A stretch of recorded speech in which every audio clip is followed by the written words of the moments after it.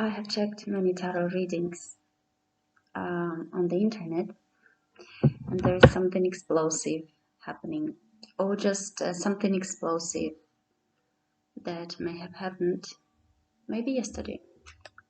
And I would like to find out what this could be. As usual, in this particular spread, I will make pauses. Otherwise, the reading will be too long, and I personally don't like long readings. So let's find out what happened on Christmas Eve.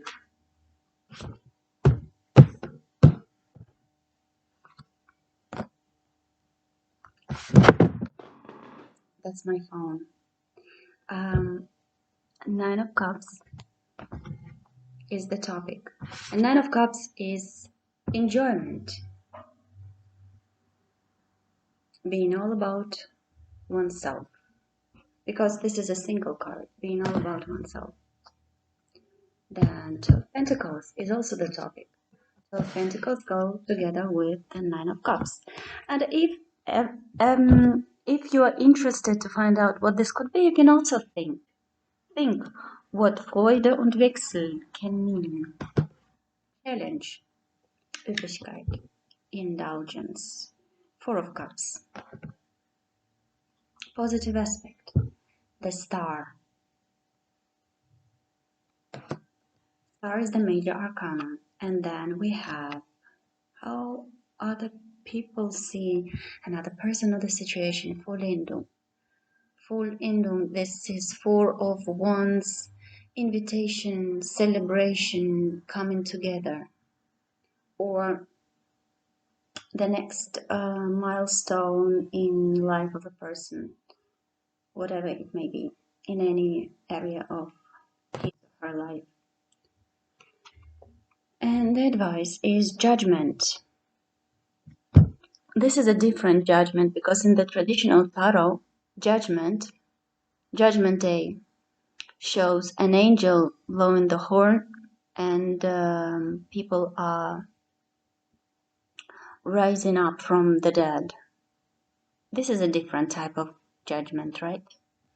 So at the bottom of the deck we see Knight of Swords, very direct communication, sometimes very cold. This is a negative person. Then the Chariot. Movement is major arcana, decisiveness. Also major arcana is Wheel of Fortune, luck. Wheel of Fortune is turning. This is the spread. I will make it pause and we'll come back to you. I'm afraid it's going to be a long reading and I will explain why. So you see that this is the end of the spread. And the spread starts with these three cards. I would say even these four cards. Let me tell you what's happening here. So the spread starts very light-heartedly because this is the minor arcana and all the major arcana dominate the end of the reading. It's like the reading is divided into two parts. So this is Nine of Cups, being on its own, having a good time, enjoying, because it's Freude. Enjoying what little as you have, trying to juggle, trying to change something, for the change of the scenery, just trying several options for your own enjoyment. And so this is how the reading starts. So then the challenge is Four of Cups, and Four of Cups being not satisfied. You see, Four of Cups are overflowing, but still not satisfied. And I guess who might be not satisfied is this character. This character is Knight of Swords or King of Swords because this is something in between, King or Knight. In this particular deck, we don't have a king, only the queen. So sometimes I call this person a king, although it's a knight. So he might be not satisfied, still not satisfied, right? Because there is the star. I would say this is another character. And the star is yearning for something, having a desire, dreaming about something. And actually, that star is also a loner. This is a lone card, lonely card. And you see, this card is also a card. This is not loneliness, but being on its own. Being on its own.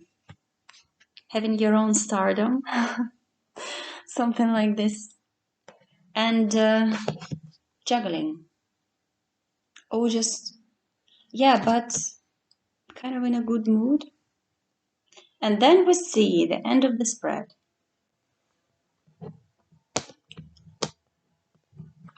Vollendung. These are usually a lot of people celebrating together. Vollendung. And it's a closed circle, by the way, right? This is a closed circle. A closed circle. This is how... Hold on.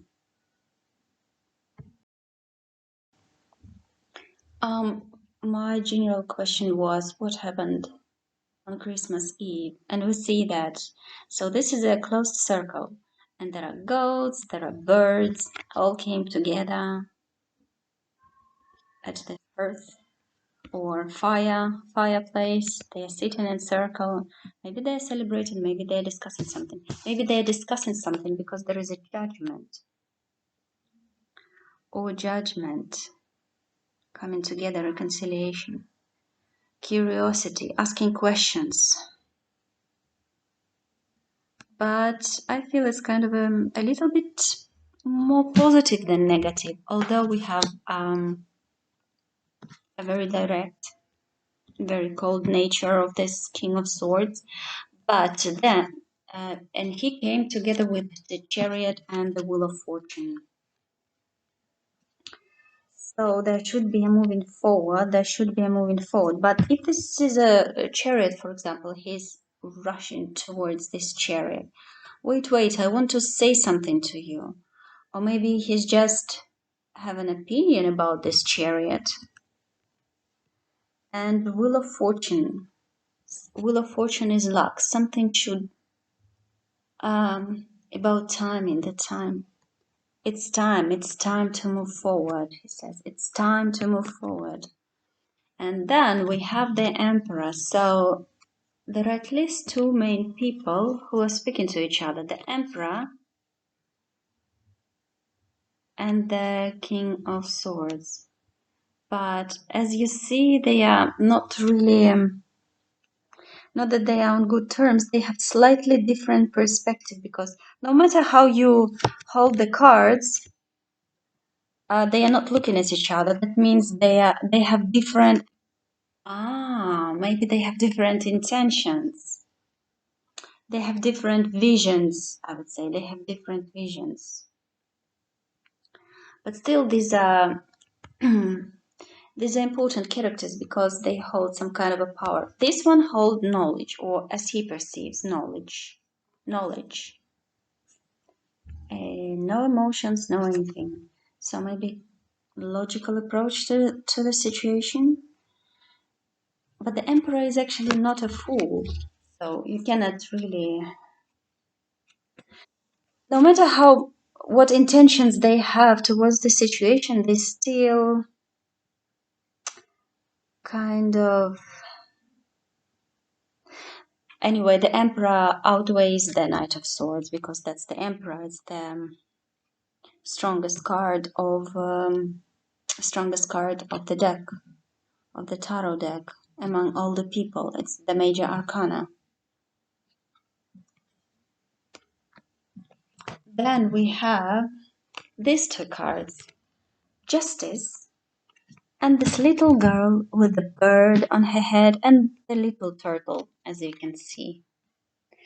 So it will be just to bring these emotions. It will be just to express these emotions. It will be just to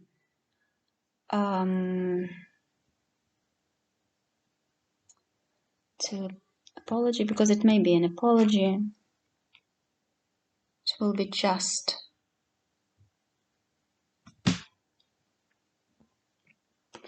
And then this is a difficult reading. Maybe I will make a stop to just to summarize it all. But the outcome is, look at this. It's actually very, very beautiful. I once said that Six of Pentacles, although in the original tarot deck, Six of Pentacles is the philanthropist who's having the scales as well as the justice. That's why it's called the sister of the justice card. The philanthropist holding the scales, giving the money to the poor, so, right? Sharing the money. And we see that this is also justice here, like again, sitting at the table. Again, sitting at the table, like these birds and goats together. And then we see tree of life, family tree, or the institution, or the corporation, or the company, or the government. And the sun is shining on it all.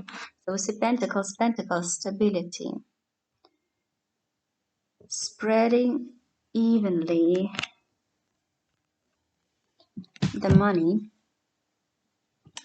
And that's the sun.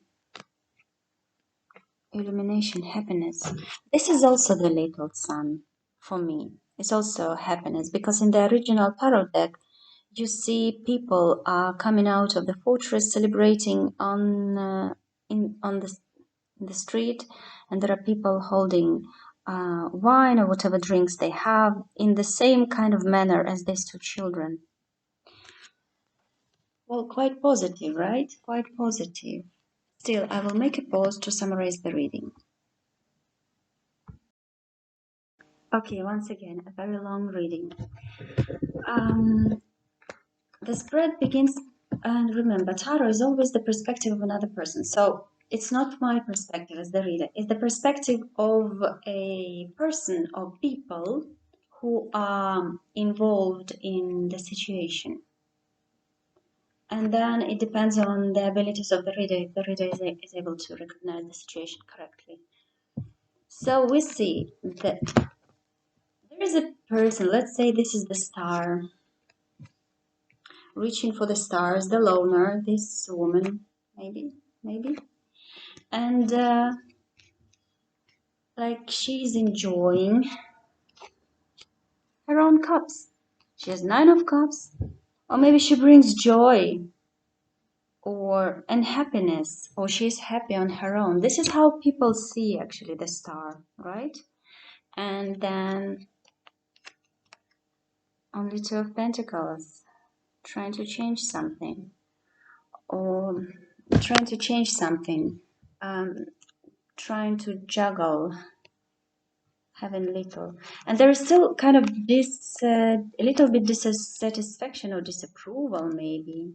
It's like someone does not understand this type of happiness.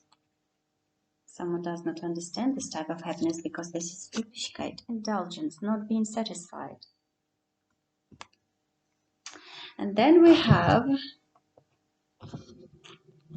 2 characters, Emperor and the King of Swords. They have different perspectives, different intentions, they have different chores and obligations in life, so they see it from, each of them sees it from their own perspective. And yes, and it's time to change the wheel of fortune. It's time to move forward, to make a decision. It's time to be decisive. And actually, this is a very decisive person, although it's very cold. It's like no emotions at all. No, but it's a different character, no emotions, as the Emperor, because King of Swords may also be a loner. Like, he doesn't care about people. The Emperor cares about his people, right? This Knight of Swords is cold as a cucumber. The Emperor cares about his people. And I guess that this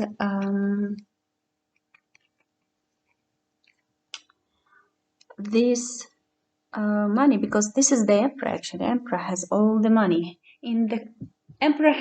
money in his kingdom, in his empire, right? Because these are money, and he has the rights to share. And